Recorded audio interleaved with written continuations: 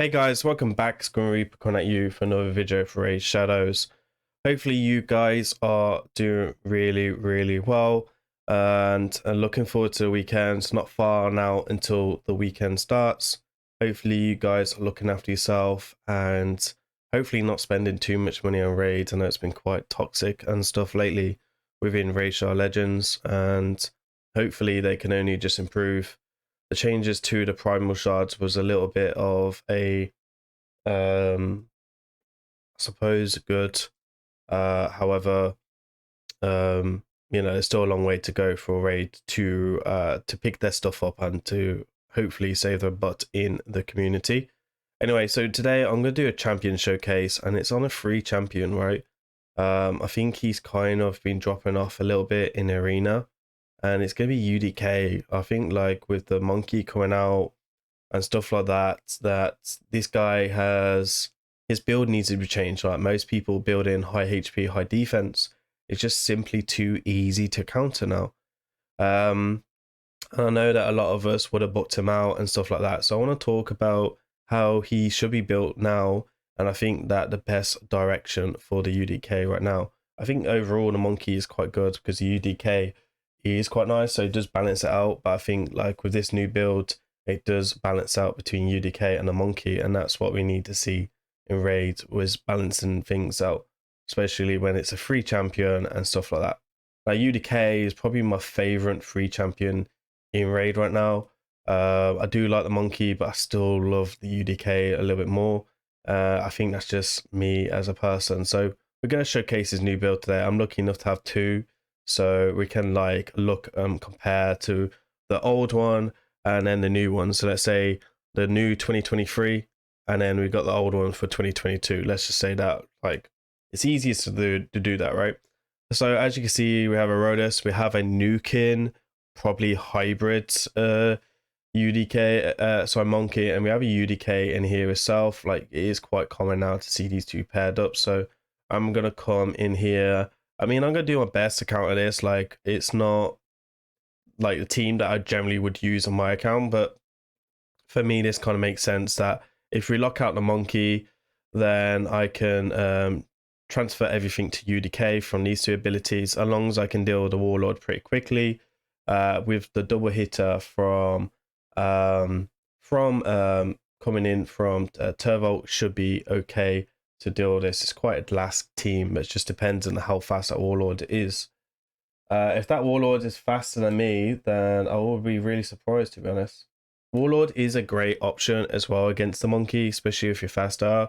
But locking out that sheep ability and A3 is quite strong, and that does help to protect your Nuka, right? And most Nukas are quite squishy. Georgie, Baron, they're all very squishy champions, so that's something that we need to keep an eye on. So and then the monkey does have low cooldown, so it's something again that we need to be careful of. So again, this is quite a fairly easy team to deal with, I feel, right now, but I'm leaving the monkey to last just generally because he just gets full turn meter anyway after 3 turns. So that's my warning, to be careful of the monkey and stuff like that. So I'm actually going to take out Rose next, because once he's down, that should help me out quite a bit. And now I'm just waiting for the Stone to remove itself from him. So again, we'll place the shields and heals up just in case. I think his A2 might be ready in a minute, so I should be able to kill him before. And there's the lockout anyway, so that will protect me. I'm going to go for UDK. And then I'm going to take out the monkey here. So as you can see, through champions in, it's worked in my favor. Not had any stuns or anything like that because I've got high resist and dealt with the monkey very well in that.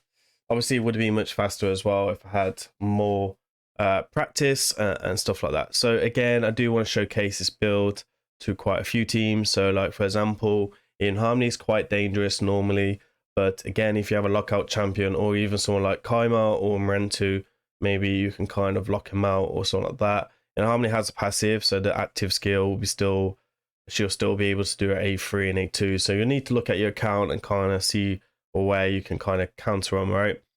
But to be having Harmony here, I don't want to be super fast in this team. There is a triple revive, so I need to be careful in what I'm doing. But I do want to keep in the UDK, and I do like the synergy between Duchess in Bolster and a UDK in Stone Skin, just as a extra layer of protection for me. So again, I want to make sure that we do this quite well. It's quite a fast team. Hopefully I'm not faster than my Warlord. My Warlord's quite fast, but it depends on that Siphi. The good news is with that Siphi sleep, I'm able to look after myself quite well and stuff like that. So I won't have to worry about taking extra turns and being put to sleep by her. I'm gonna try and take out Siphi first. Looks like she's in a 6-piece protection, just generally because they got a good chance of outrunning my lockout. I did want to kill Eva next. That's kind of a bit dangerous to see that because her cooldown is really, really low. So yeah, she's quite quick. She's already took 2 turns there. I think one of them was a counter-attack turn. But we should be able to clean this up.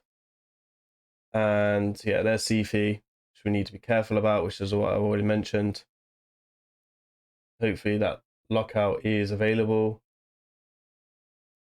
The Veils can be really awkward from Eva. So I'm going to take out Siphi again and then go for Eva. And just hopefully she stays locked out. Okay, so we don't get 3%ed. So if we get 3%ed on her and she kills away on 3%, you know, 3% is annoying, but it is what it is. So we hit her pretty hard. Obviously, having an OP nuker as well, like Turvolt, does help. But again, like just trying to pick them off one by one. And I generally think like you can use this UDK build anywhere. But he's basically protecting me from the sleep. He's protecting me from that dangerous A1 from Inharmony. Warlord's obviously done his job as well and stuff like that. So I've been able to take her quite quickly. We have another one here as well on Murray. He has double sheep here, so we need to be careful with the A2 ability, obviously. And obviously we have another UDK as well. So I try and target the lockout first, or in this case Marishka, right? Not Marishka, sorry, Lifebane, because I won't be able to lock her out anyway, and that strengthen will be a bit awkward. 6-piece Stone Skin Duchess, which is a good thing for me because I know I don't need to worry about the shield as much. We're going to try and take up Mafala first. We just get holded on. She just holds on for dear life, which is GG on his part. And hopefully I'm able to pick her off soon. There's no increased speed in this team, so that Duchess shouldn't be able to outrun me. I'm going to play a decreased attack, or I'm mainly looking for the fear, right? Because there's no attack-based champions in here. And then I want to take out Inharmony next, because like Duchess, in the day I have a lockout champion. And you can see that he just took the A1, and normally Inharmony would kill Turvolt, who she was trying to aim at with the A1, because Turvolt was pretty squishy. And like obviously we know as well, like Turvolt's just amazing nuker, but if you don't protect him, then they can cause you issue. So that is a bit of a bummer to see. Looks like he is very good speed, but we are going to place the ability there, and I've got no choice but to go for Duchess there. And now we got the protection. Sorry, the hex, right? So that's something I need to be careful of. I'm going to hold the A2 there on Warlord, just to make sure I don't get petrified. This is looking very annoying. Normally I'd use Manecrid on this Starlet team, but It is what it is. So I'm gonna do the extra turn here. Go for that Duchess. Oh, it's really good Duchess. That UDK is really doing a job as well. So as you can see, multi-hitter there, right? From Duchess doing her thing on Turbo. That's how squishy he is. Looks like I'm actually gonna lose this now because of that, which sucks. UDK still doing his job. We have critical rate already. That just Duchess is really strong with that strengthen, which is a little bit frustrating.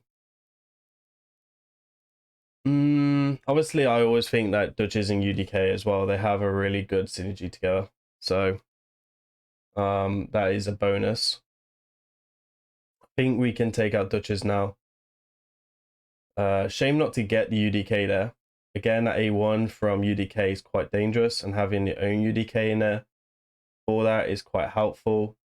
I'm going to try and take out in Harmony next. Maybe I should have started off with Duchess after I killed Mephala last time, so maybe that's something we'll take into the next battle to remember. So this looks like it's pretty safe. You know, everyone's dead except for Mephala. I've got block buffs on me to protect me against petrification, which can be a little bit annoying and can definitely turn a battle into definitely really another good free champion. So there we are. 3 minutes is a bit long, but again, it is just to showcase what's going on here. Honestly, Taurus is just so OP, and without me bringing Samuel, it's just no good.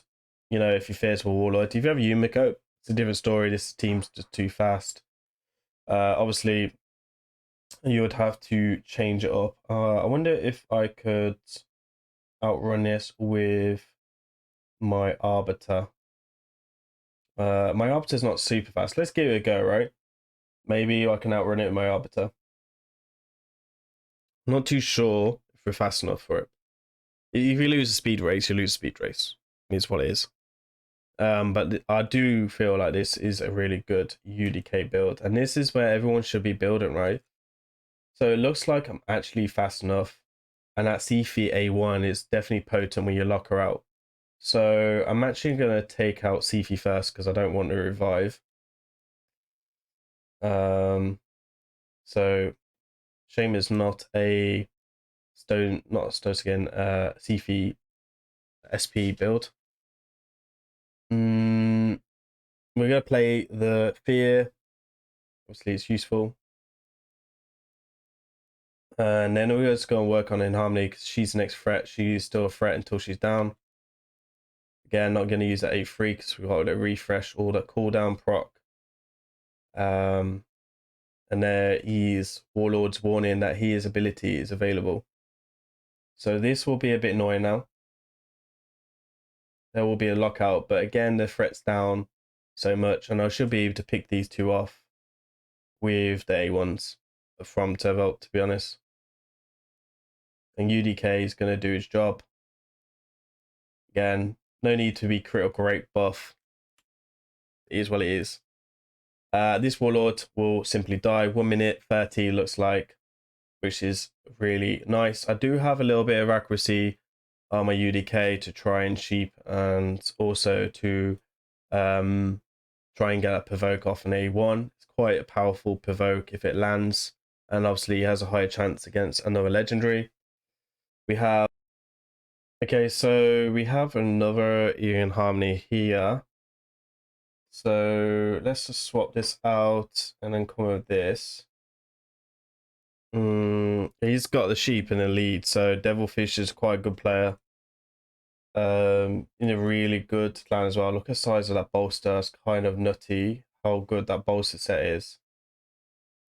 Obviously, we spoke about Mephala already, how dangerous she could be. It looks like it's actually a bolster set UDK, which is not honestly a bad idea as well. Could be quite difficult to deal with that.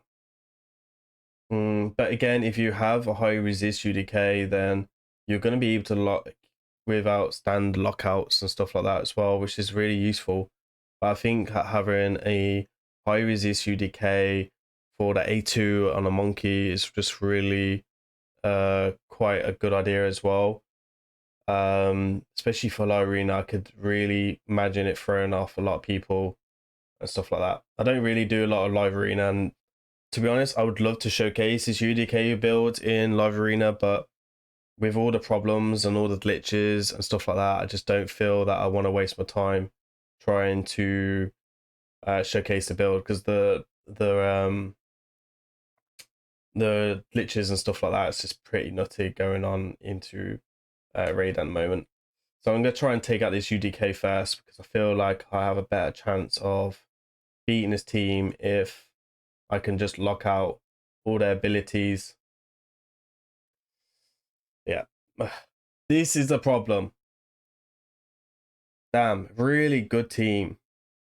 I can't say anything bad about that one. Just like, how could we, maybe with Arbiter, maybe it's Arbiter's answer again. Maybe you just need to just keep doing increased speed against this style of team because of the bolster. Just need to smack for it. So everyone gets locked down there. We're gonna try and take out this UDK straight away. Nearly get it. And there is that. Let's do increased speed again. Shields. Block buffs. Now I've lost that ability on it, E2. It does hurt when you lose that A3 ability on Turbo. It does hurt because that's his big hitter.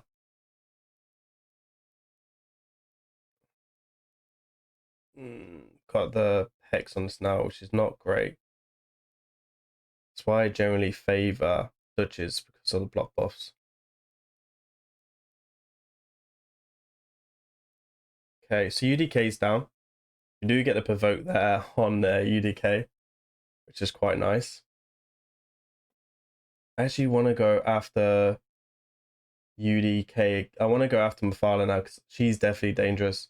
Well, Warlord lockout ability should come back to deal with In Harmony and like Pythian, unless I get 3%ed. Doesn't look like I got 3%ed there. Again, she can't target me because I locked the A2 and A3 out. Take out Pythian, no. Really solid team, a really tanky team. Kind of a little bit of a difficult defense to take out. We do provoke a second time. Really low resistance on a Pythian. Trying to come in with a decreased attack, which wouldn't be great. You can see how slow that In Harmony is. It's like 110 or 120 because she's still got bolster on her, which is really a good idea for that passive. Just complete mute shield. I don't feel like it's a crazy damage one, or maybe it's just built like really well. But there we are, 2 minutes and 15, quite well there, Devilfish and the build and stuff like that. But I generally feel that this is the best way. I mean, I lost once, right? So not too shabby. So as a tier 6 option for, or tier, for Blessing, we're going to come in with Sheep, you get extra resistance, you're going to get defense and HP on the way. And if you are lucky as well, you'll get the extra defense and resistance here. The speed is not a good thing though. You do want him still quite slow and tanky as possible. So with my build, I've gone with 4,900 defense. We've gone with much HP as possible.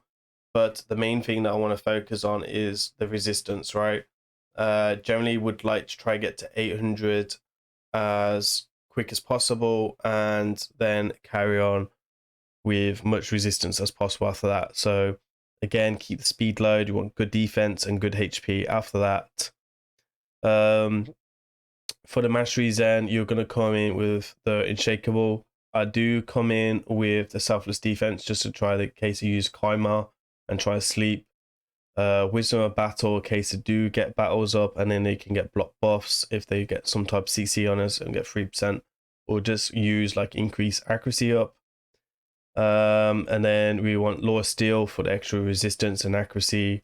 Haxa for that A2 ability for decreased attack and then much accuracy as possible.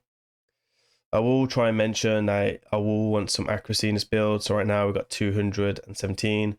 I think 300 accuracy is where the safe number would be. So again, if you could lift a bit more accuracy, which we can in the future, as you can see, we get a bit more defense as well. Once I sort this out, the speed I want to leave low as possible, and you can see I can get that 800 resistance once I just lift up a bit more and stuff like that. Obviously, oil will help for extra defense along the top row. So there you are, guys. There is my UDK build. There is the ultimate way of building him. A bit of astonishing with the 183,000 KP player power there on him, but you know, hey ho, it is what it is. And yeah, this is the best way for me. Please remember to like, comment, and subscribe. I've been Grim Reaper. I'll see you on the next video. Peace.